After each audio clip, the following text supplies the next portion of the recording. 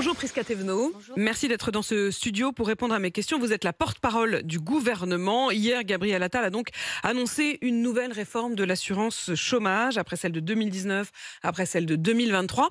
Et il a expliqué ça comme une réponse immédiate et directe au fait qu'il y a un trou dans les caisses. Donc on se dit, il n'y a plus d'argent dans les caisses, il y a un gros déficit, donc on va réduire les allocations chômage. Ça vous paraît vraiment logique ? Il y a une logique qui est imparable, c'est celle qui veut qu'on continue à lutter inlassablement contre le chômage. Parce que refuser de lutter contre le chômage, c'est nier deux réalités. La première, c'est que si on veut continuer à maintenir, à renforcer notre système de solidarité sociale, investir pour nos services publics, que ce soit la santé, l'école, les forces de l'ordre, la justice. Et puis l'autre réalité, c'est qu'on doit aussi pouvoir accepter de dire que quand on est en chômage, c'est une situation d'instabilité, de fragilité. Ce sont des projets familiaux, personnels, arrêtés, empêchés. Eh bien oui, nous devons pouvoir lutter contre le chômage et donc créer de la richesse pour le pays. Ce que nous disait tout à l'heure Christelle, qui nous a appelé au 32-16, auditrice RMC, qui travaille à France Travail. Elle disait, oui, mais le problème, c'est que nous, d'abord, on a eu des changements tout le temps. C'est-à-dire qu'elle dit, on a quasiment tous les 6 mois, elle nous en faisait la liste de ces dernières années, des changements dans les procédures, des changements dans les allocations, des changements dans les directives qu'on leur donne à eux, agents de Pôle emploi. Enfin, d'ailleurs, elle disait Pôle emploi alors que ça s'appelle depuis France Travail. Donc, même le nom a encore changé, ça fait beaucoup de changements. Et puis elle disait, moi, quand j'ai face à moi des chômeurs qui parfois sont au chômage depuis longtemps, c'est pas parce que je vais leur dire que les allocs s'arrêtent dans un mois qu'ils vont plus activement chercher du boulot. Elle dit, ceux qui cherchent activement du boulot, c'est pas une question de timing, c'est que s'ils trouvent pas.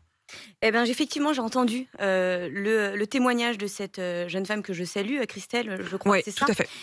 Elle a raison sur 2 points. Effectivement, nous devons continuer à réformer pour pouvoir avancer, je vous le disais, créer de la richesse pour notre modèle social, mais aussi et surtout pour les chômeurs eux-mêmes.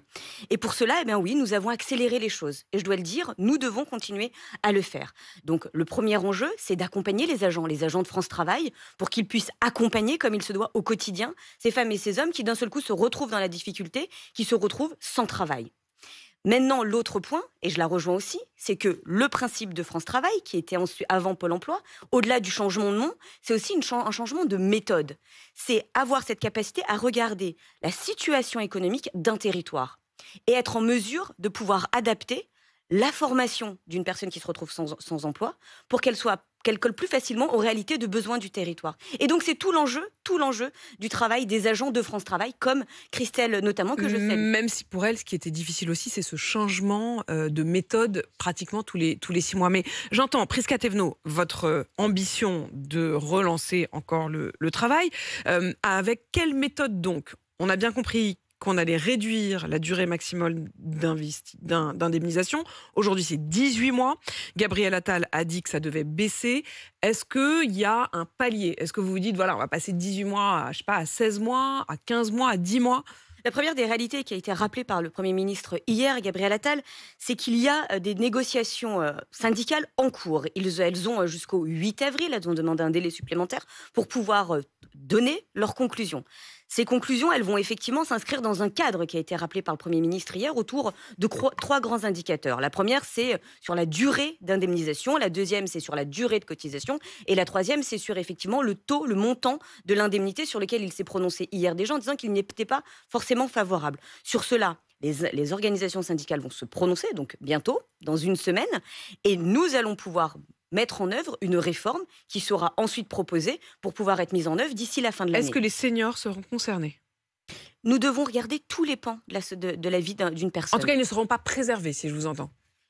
Vous savez, on a beaucoup parlé de la réforme des retraites l'année dernière, et je suis venue sur votre plateau l'année dernière en tant que députée pour vous parler de cette réforme des retraites. Tout à fait. Il y avait justement des mesures à l'endroit des seniors pour les protéger, notamment les carrières longues, pénibles, où nous expliquions que nous allons en mettre en place des critères pour pouvoir mieux former, reformer et accompagner sur les fins de carrière, notamment les seniors qui ont eu des carrières complètement différentes et difficiles tout au long de leur vie. Tout cela, nous devons continuer à le regarder. Attention, il ne s'agit pas comme ça de venir lancer des mesures et des indicateurs. Il s'agit de coller à la réalité des Français. Et aujourd'hui, il faut pouvoir le dire. Oui, être au chômage, c'est être dans une instabilité que nous ne devons pas accepter. Nous devons continuer à lutter contre le chômage, comme nous le faisons depuis 2017 d'ailleurs. Il y a quand même une chose qui paraît, et je reviens à ma première question, c'est la logique qui est la vôtre. C'est-à-dire que depuis plusieurs semaines maintenant, c'est le SOS sur les finances publiques, d'abord lancé par Bruno Le Maire, puis repris par Gabriel Attal, par Emmanuel Macron. On sent bien d'ailleurs que les agences de notation n'ont pas grande confiance dans la trajectoire budgétaire de la France. En gros, il n'y a plus de sous. Et l'une des Non, il y a pas plus premières de sous. mesures... Bah, il n'y a Non. plus de sous, il y a Attendez, non, un pardon. déficit considérable. Alors, Il faudrait savoir s'il faut s'inquiéter, pas merci s'inquiéter. de poser J'ai du mal à comprendre. Merci de poser cette question. Effectivement, en arrivant à Matignon, le Premier ministre a regardé la situation économique, a tout de suite anticipé en disant que parce que nous n'avions pas décroché sur les dépenses que nous avions faites, au contraire, nous n'avons pas du tout décroché, mais sur les recettes, nous avons eu moins de recettes. Et donc, par rapport à ça, il a anticipé les choses et il a demandé une annulation de 10 milliards de dépenses. Mais 10 milliards de dépenses sur combien?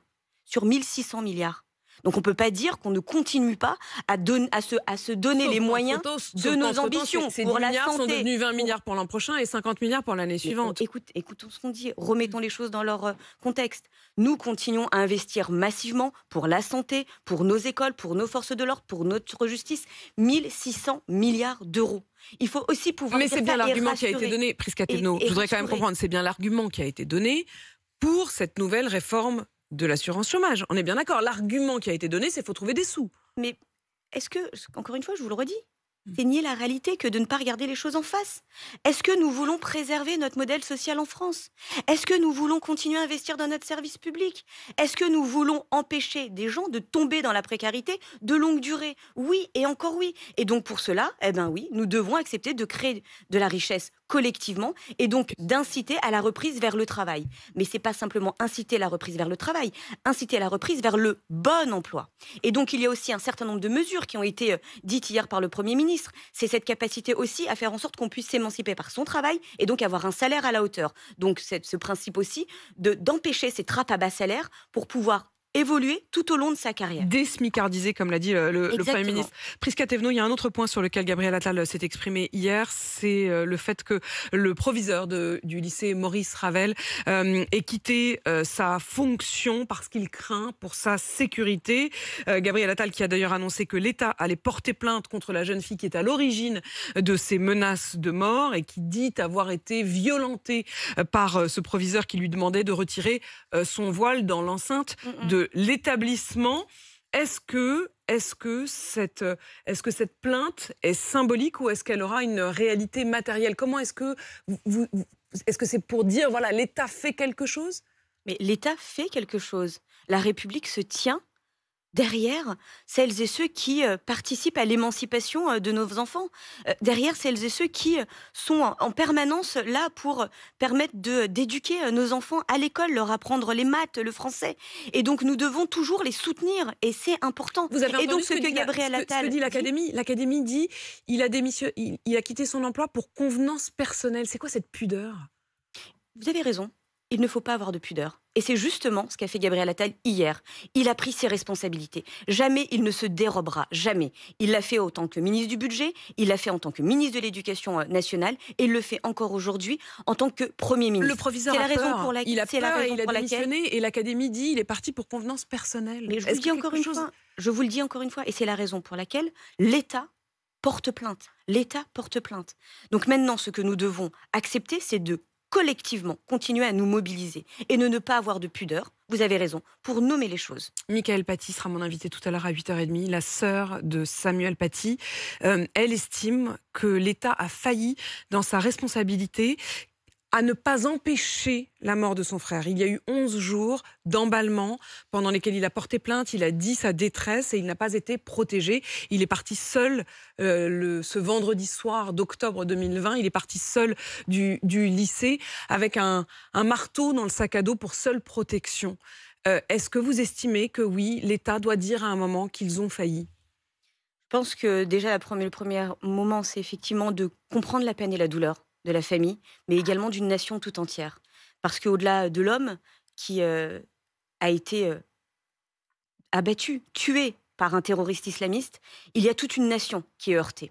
Et je pense que collectivement, ensemble, nous devons regarder comment nous améliorer pour nous protéger. Et c'est ce que nous faisons, non pas depuis quelques semaines, depuis quelques années, mais depuis 2017, avec le renforcement de nos renseignements territoriaux, avec des moyens supplémentaires auprès de nos forces de l'ordre, mais également avec des outils législatifs. Et donc tout cela, nous devons le faire avec une idée en tête. Ne nous trompons pas de cible. Les coupables, et les uniques coupables, sont les terroristes islamistes. Merci Prisca Thévenot d'être venue dans ce studio ce matin. Je rappelle que vous êtes